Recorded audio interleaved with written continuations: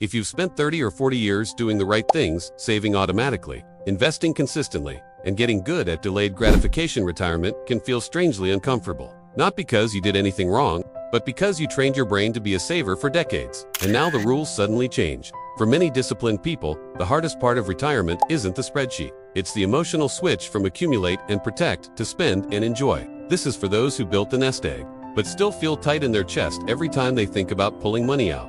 That's not a math problem. That's psychology. Saving gives you a reward every month.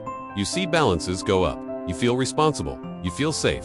Spending in retirement doesn't give you that same feedback loop. Withdrawals can feel like you're breaking a rule you've followed your whole life. If nobody teaches you how to make that mental transition, it's easy to underspend for years, even when your plan could support a better life. Imagine wealth like walking through a dark forest at night. You've got a flashlight. Turning it on feels good for a second. You can see farther. You feel in control. But in a dark forest, that light can also expose you. It can attract the wrong attention. The dark forest is uncertainty. Markets move, headlines scream, health can change. When uncertainty is high, fear rushes in. Fear of running out. Fear of living too long, fear of spending too much too early and regretting it later. And when fear shows up, most people default to what they've practiced best for decades. They clamp down and don't spend. The good news is, this transition is hard, but it's not hopeless.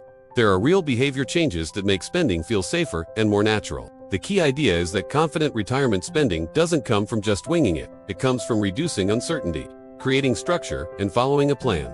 The first behavior. Confident retirees don't jump into retirement blindly, they test drive it. Uncertainty is exhausting, and your brain starts writing disaster movies. So do a trial run in 2 ways. Start on paper. Log into your Social Security account and look at your projected benefit. Then look at your investments and choose a sustainable withdrawal rate based on reality, not a best-case market fantasy. Put those numbers together. Guaranteed income plus planned withdrawals. Now compare that to your spending plan. Ask, could I live on this? If the answer is yes, you've just removed a huge chunk of uncertainty. If no, that's useful information. It tells you what needs adjusting. Then test drive it in real life. Practice stepping away from work before retirement actually arrives. Take longer breaks. Take a minute sabbatical. Learn what it feels like to have time without the structure of a job. Rehearsing that change makes it familiar instead of scary. The second behavior is building trustable income for essentials, income you can count on no matter what the market does. When your basics are covered, housing, food, insurance, healthcare, your body relaxes. Your brain stops treating every market dip like a threat to survival. This often means maximizing guaranteed income streams and reducing essential expenses, especially fixed obligations. Eliminating debt before retirement changes everything. When essentials are funded by reliable income, your portfolio's job shifts. It's no longer keep me alive. It becomes give me options. The third behavior is giving your money a purpose instead of treating it like one giant intimidating pile. A big portfolio can feel abstract, so turn it into buckets with roles.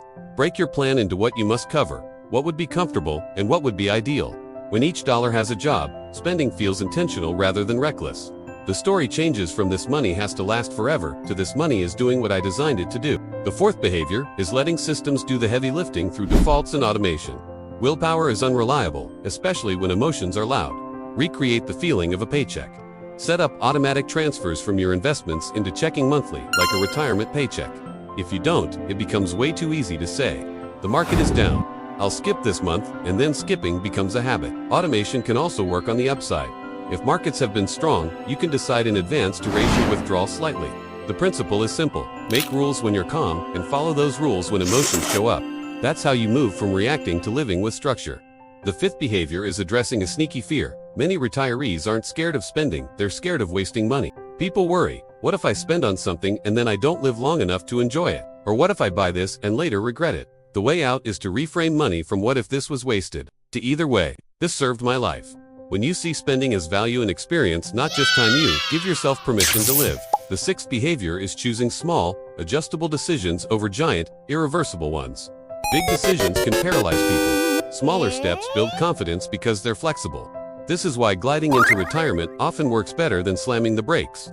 Instead of going from 50 hours a week to 0 overnight, consider full-time to part-time to fully retired if that's available to you. It's a softer identity shift, and it reduces financial risk early on. Part-time income can reduce or delay the need to tap investments.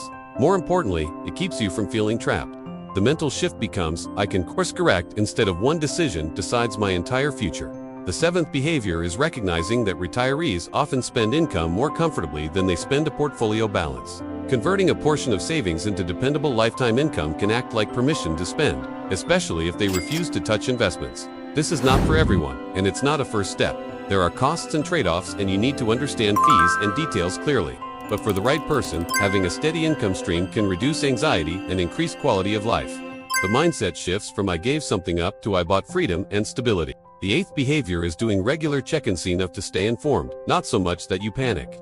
A rough market year can make someone assume everything is falling apart, so they cut spending even when cuts weren't necessary. A simple monthly or quarterly check-in can turn anxiety into information. You look at your plan and ask, "Am I still within guardrails?" If yes, you stay the course. If no, you adjust intentionally. The point is to separate real risk from emotional discomfort.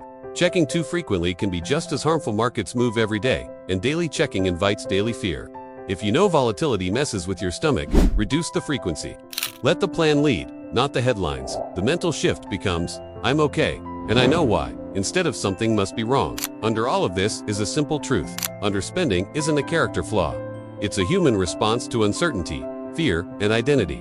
Spending improves when uncertainty is reduced, decisions feel manageable, fear is acknowledged, and systems protect you from your own instincts. If you've been a saver your whole life, you don't need a motivational speech. You need a structure that makes spending feel safe, responsible, and aligned with the life you actually want. If any of these points hit home for you, think about which one is your biggest sticking point right now.